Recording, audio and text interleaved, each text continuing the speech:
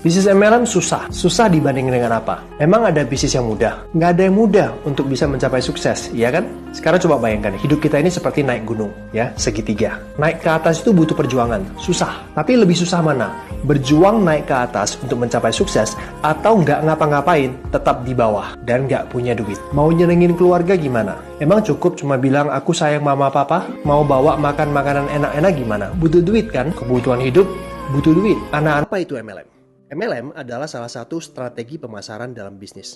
Biasanya kalau jualan ya, kan hanya satu level nih. Saya ambil barang dari distributor, lalu saya jual ke konsumen. Saya dapat untung dari selisih harga. Nah, kalau di MLM, konsumen saya misalkan ternyata tawarkan ke temannya lagi. Nah, saya masih bisa dapat keuntungan dari sana walaupun persentasenya lebih kecil. Itulah yang dimaksud sebagai pemasaran berjenjang. MLM adalah efisiensi pendistribusian produk. Ini adalah distribusi konvensional pada umumnya. Jadi dari pabrik ke distributor, grosir, ke toko, baru ke konsumen. Karena ini adalah bisnis, pasti mau profit dong masing-masingnya. Nah, biasanya total biaya distribusi itu 60%. Bahkan ada yang lebih dari 100%. Nah, di MLM ini semuanya dipangkas. Jadi dari pabrik ke supplier langsung ke konsumen yang sebagai distributor yang akan memasarkan produknya. Makanya yang 60% itu dibagikan kepada konsumen dan distributor sebagai bonus, reward, dan lain-lain sebagainya. Nah, bagaimana menurut kalian? Saya dulu pernah jalankan MLM, tapi gagal. Sekarang kalau minta saya ulangi lagi jalankan MLM, saya kayaknya agak trauma. Masa lalu tidak menentukan masa depan Anda. Jika Anda pernah gagal dulu di MLM, kalau sekarang jalankan bisnis MLM, belum tentu Anda gagal. Mengapa? Karena Anda bertumbuh. Anda yang dulu dengan Anda yang sekarang pasti berbeda. Lebih dewasa, cara berpikir juga lebih baik, cerita yang akan dihasilkan itu juga pasti berbeda. Lagian, apa sih manfaatnya kalau kita trauma? Kalau nyetir mobil, lihat spion terus, apa yang terjadi?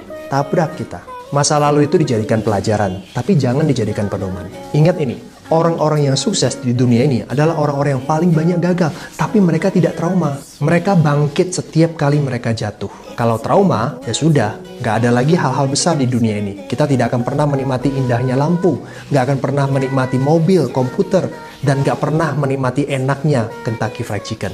Ya kan? Failure is not falling down. Failure is staying down. Guys, bisa nggak kita kerja selama-lamanya?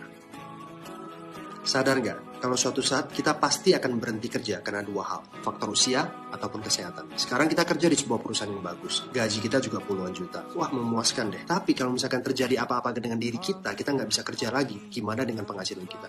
Masih nggak perusahaan gajiin kita?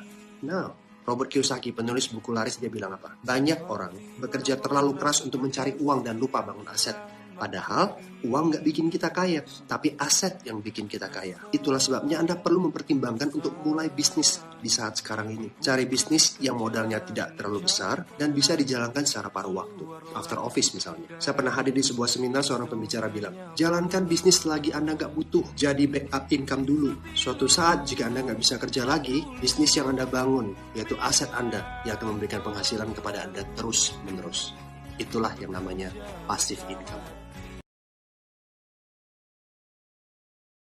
Alhamdulillah pada malam hari ini 5 Januari awal tahun 6 Januari awal tahun baru 2025 closing Pak Ahmad Ismail ya, latar belakang PNS luar biasa. Ini rekannya Pak Ayub. Closing 1 paket dulu, ke depan 2 paket lagi. Ada sanak saudara beliau ini di Balam. Luar biasa closingnya Pak ya. Alhamdulillah, semoga berkah. Yuk, amin.